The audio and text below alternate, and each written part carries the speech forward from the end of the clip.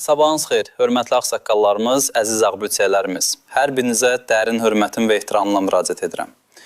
Mən bu gün sizə ürək ağrıcı bir xəbərlə gəlmişəm.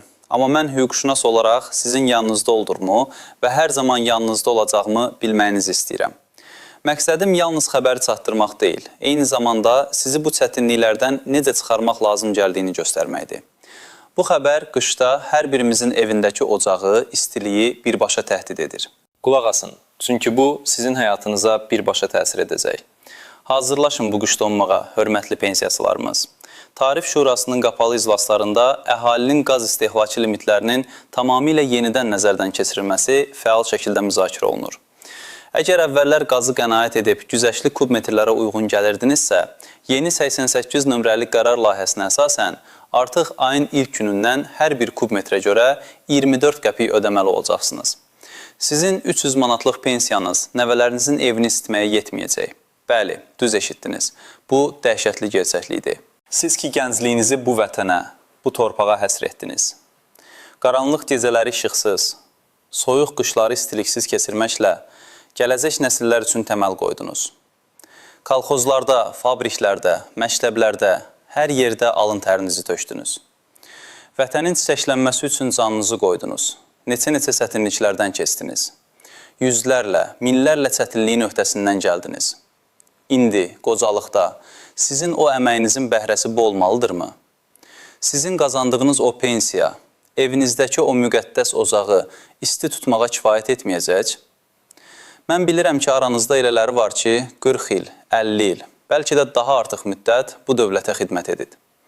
Hətta müharibənin acılarını görmüş, sonraki bərpa illərində çiyinlərinə ağır yük götürmüş ağsaqqallarımız, ağbeçəklərimiz var.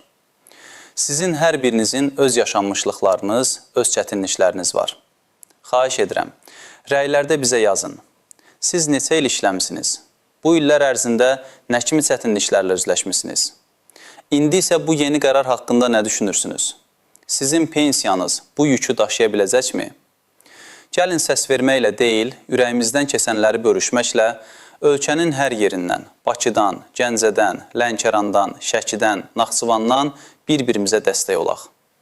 Bu xəbər sadəcə bir xəbər deyil. Bu sizin haqqınız olan rahat qocalıqdan kəsmək istədikləri bir parçadır. Əzizlərim, bu kanala abunə olun ki, qanunlardakı hər bir dəyişiklikdən sizin pensiya və sosial hüquqlarınıza aid ən kiçik bir məlumatdan belə xəbərsiz qalmayasınız. Bilirəm ki, övladlarınız Bakıda, Rusiyada, Türkiyədə işləyir və bəzən sizin bu məlumatlara çıxışınız olmur, bəzən texnologiya ilə aranız o qədər də yaxşı deyil. Biz isə bu kanalda sizi tək qoymayacaq, sizi məlumatsız buraxmayacaq, sizin hüquqlarınızı hər zaman müdafiə edəcəyik. Hər bir yaşlı insanın ləyaqətli bir qocalıq yaşamaq hüququ var və bu hüquq toxunulmazdır. Dövlət Sosial Müdafiə Fondu məhz sizin pensiyalarınızı təmin etmək üçün yaradılıb. Amma görünür, onların qayğısı zaman-zaman zəifləyir, sizləri unudurlar. Yadınızdadırmı, bir neçə il əvvəl qaz limitləri necə idi? Hətta 2500 kubmetrə qədər olan qaz istehlakı üçün cəmi 10 qəpik ödənirdi. 2500-dən çox istehlak üçün isə 20 qəpik. Bu, hər bir evdə nəvələrin qışda isti otaqlarda oynamaq, ailənin bir yerdə isti çay içmə imkanı deməkdir. Kəndlərimizdə, rayonlarımızda yaşayan ağsaqqallarımız, ağbüysəklərimiz üçün bu limitlər həyata əhəmiyyət daşıyırdı. Çünki onların evləri adətən daha böyükdür, köhnədir və Bakıdakı kimi mərkəzi istilik sistemi yoxdur. Onlar sobalarını, qaz aparatlarını işə salmaq üçün bu limitlərə güvənirdilər. Bəli, o zamanlarda çətinliklər vardı. Amma indi təklif edilən bu yeni qərar sadəcə dözülməzdir. Artıq ayın ilk kubmetrindən 24 qəpik ödəmək nə deməkdir? Bu o deməkdir ki, pensiyanızın demək olar ki, yarısını, bəlkə də daha çoxunu qaz puluna verməli olacaqsınız. Bəs qalan pul nəyə çatacaq? Dərmanlara, ərzağa, nəvələrə alınan o kiçik hədiyyələrə, ayda bir dəfə bazara getməyə. Mən illərdir pensiya hüququ sahəsində çalışan bir hüquqşünas kimi minlərlə insanın taleyi ilə tanış olmuşam. Görürəm ki, dövlət tərəfindən verilən vədlər çox vaxt havada qalır. Bəyəm, bu insanlar bu qədər unudulmağa layiqdir? Hər bir ağsaqqal, hər bir ağböcək, ailənin dayağı, müdrikliyin simvoludur. Onların hər biri öz həyatı boyu bu cəmiyyətə dəyərli töhfələr verib. Yadıma düşür, kəndimizdə Zeynəb nənə vardı. Ömrünün 60 ilini fermada işləmişdi. Hər gün səhər tezdən durar, gecə yarıya qədər heyvanların qeydinə qalardı. Pensiyası cəmi 300 manat idi. O hər dəfə mənə deyirdi, Ay oğul, bu pulu nə qədər qənaət etsəm də, qışda nəvələrimin otağını isti saxlaya bilmirəm. Allah haqqı, özüm donuram ki, onlar üşüməsinlər. İndi isə bu yeni qiymətlərlə Zeynəb nənə kimi minlərlə insan nə edəcək? Onlar evlərini isitməyəcək, yoxsa yeməkdən, dərmandan kəsəcəklər. Bu sualın cavabı aydındır. Onlar aciz qalacaqlar. Risk altında olan pensiya kateqoriyaları kimlərdir? İlk növbədə minimum pensiya alanlar. 300 manat alan hər kəs, xüsusilə də kəndlərdə və rayonlarda böyük evlərdə yaşayan, əlavə gəliri olmayan, təklikdə yaşayan pensiyaçılar. Xəstəliyi olanlar, dərman xərcləri yüksək olanlar. Onların pensiyalarının böyük hissəsi onsuz da dərmanlara gedir, indi də qaz pulu gəlir. Qeyd etmək lazımdır ki, müharibə veteranları, əlilliyi olan şəxslər üçün bəzi güzəştlər və ya pensiya artımları nəzərdə tutula bilər. Lakin təcrübə göstərir ki, bu artımlar qiymət artımları ilə müqayisədə çox cüzi olur və real vəziyyəti dəyişmir. Məsələn, Əli Baba, 70 yaşlı təqaüdçü mühəndis, bütün ömrünü neft sənayesinə həsr edib, indi isə pensiyası 400 manatdır. Hər ay hipertoniya dərmanlarına 100 manatdan çox pul xərcləyir. Övladları Bakıda yaşayır. Özü isə ata ocağında, rayon mərkəzindəki geniş evində qalır. O, hər dəfə qaz sayğacına baxanda ürəyi sıxılır. Mən dövlət üçün o qədər çalışdım, indi dövlət mənə bunu edir deyə düşünür. Bu sadəcə Əli Babanın hekayəsi deyil. Bu bizim cəmiyyətimizin çox böyük bir hissəsinin acı reallığıdır. Bizim qohum-əqrəbi arasında həmişə bir-birinə dayaq olmaq ənənəsi var. Amma hamı eyni vəziyyətdədirsə, bir-birimizə necə kömək edəcəyik? Bu dəhşətli xəbəri eşidəndə ilk ağlınıza nə gəldi? Hansı xərclərinizdən kəsməli olacaqsınız? Bəlkə qonşularınızla, qohum-əqrəbanızla birləşib bir həll yol tapmısınız. Xahiş edirəm, təcrübələrinizi, düşüncələrinizi, hətta kəndinizdəki, rayonunuzdakı real vəziyyəti bizimlə bölüşün. Hər bir rəyiniz qızıldan dəyərlidir. Çünki bu, bizim ümumi mübarizəmizin bir hissəsidir. Sizin səsiniz eşidirməlidir. Sizin dürüst rəyləriniz, sizin şəxsi hekayələriniz, bəlkə də aidiyyatı dövlət orqanlarını bu qərarı yenidən nəzərdən keçirməyə vadar edə bilər.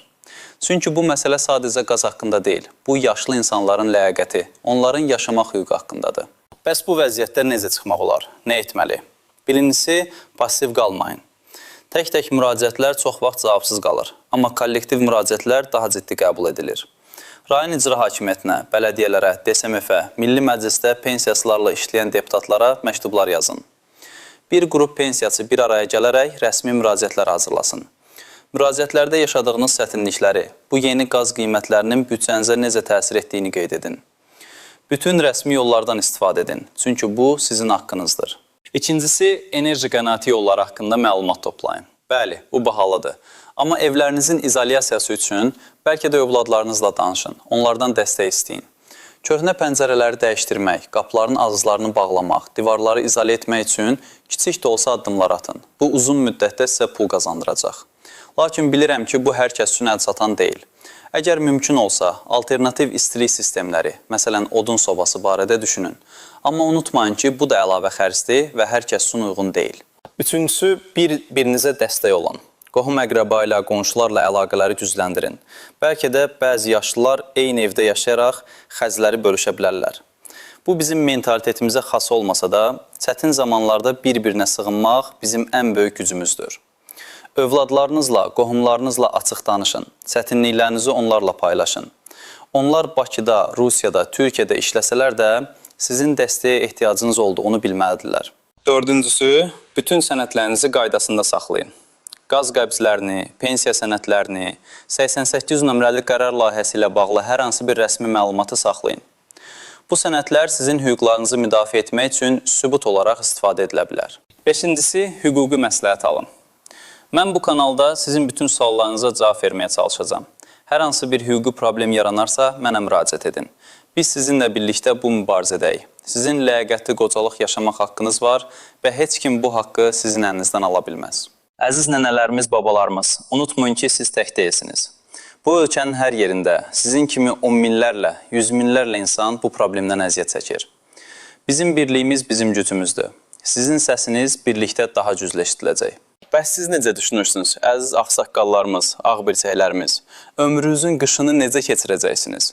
Nəvələriniz bu qışı soyuqda keçirməli olacaqmı? Yoxsa bu zülmə bir dur deyəcək, hüquqlarınızı tələb edəcəksiniz? Bu sualı sizin vicdanınıza buraxıram. Cavablarınızı rəylərdə gözləyirəm. Hər bir cavabınız bizim üçün dəyərlidir. Birlikdə güclüyük.